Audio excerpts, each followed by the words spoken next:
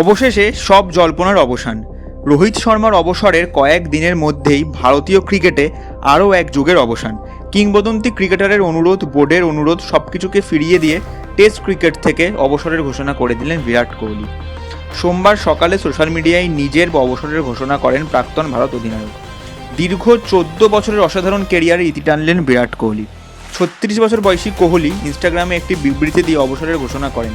তিনি লেখেন, 14 বছর হয়ে গেল যখন প্রথমবার আমি টেস্ট ক্রিকেটে ব্যাগি ব্লু পরেছিলাম। সত্যি বলতে আমি কখনো কল্পনাও করিনি এই ফরম্যাট আমাকে এমন এক যাত্রায় নিয়ে যাবে। এটা আমাকে পরীক্ষা করেছে, গড়ে তুলেছে এবং এমন অনেক শিক্ষা দিয়েছে যা আমি সারা জীবন বহন করব। এছাড়াও কোহলি লেখেন, সাদা পোশাকে খেলার মধ্যে একটা গভীর ব্যক্তিগত অনুভব রয়েছে। নীরব পরিশ্রম, দীর্ঘ দিনগুলো, ছোট ছোট মুহূর্তগুলো যেগুলো হয়তো কেউ দেখে না, কিন্তু সেগুলোই চিরকাল মনে থেকে যায়। এই ফরম্যাট থেকে সরে যাওয়া সহজ নয়, কিন্তু এটা সঠিক সময় বলেই আমার মনে হচ্ছে।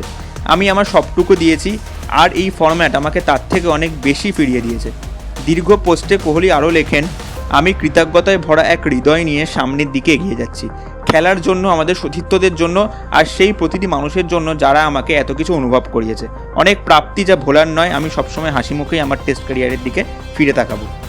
123টি টেস্টে কোহলি করেছেন 9,230 রান, গড় ছিল 46.85, যার মধ্যে রয়েছে 30টি সেঞ্চুরি এবং 31টি হাফ সেঞ্চুরি।